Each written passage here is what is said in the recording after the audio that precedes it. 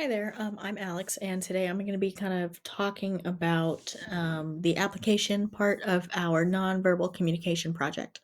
So, first, I chose to do the sculpture of David by Michelangelo. I believe this is a great example because David is giving so many different looks through his emotions and through his body that this is a perfect example. Number one, his stern and intense look that he's giving, looking off to the side. This is um, serving that he is trying to give a really off a strong vibe because in the book of Samuel, book one of the Bible, um, David is fighting Goliath, and Goliath is a lot bigger and a lot stronger than David is. So David's trying to serve and give him um, that strong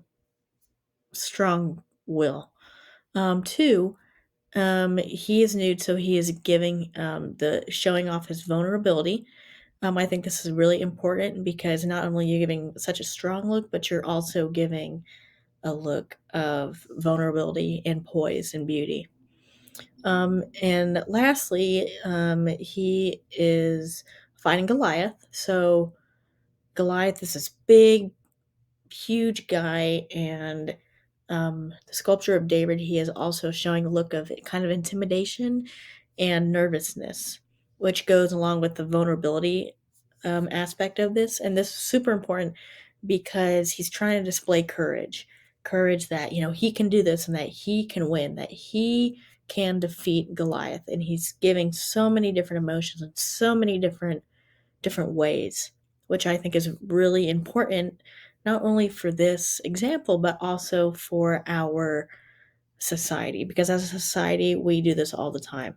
Nonverbal communication, whether it's good or bad, I think we need to always take a step back and think, am I giving off some of different emotions that I'm not trying to give to make people have a different kind of perception of me, because that's what the sculpture of David is doing. He's giving you very different perceptions of him, and everyone is taking a different piece. And as a society, we do the same thing. I also did the conclusion part. So we talked about the five different ways in the textbook that this is important. We talked about our own way of life and our life examples and how the textbook and how we live at work or with our friends or just with strangers at the grocery store, how this all coincides with our textbook, which I think is a really cool and interesting part of this project, that we're learning this from a textbook and we're looking at it, but we're also thinking to ourselves that we do this in our daily life. So I think this is a great message and a great opportunity to be able to do a project on something like this because it's just so important.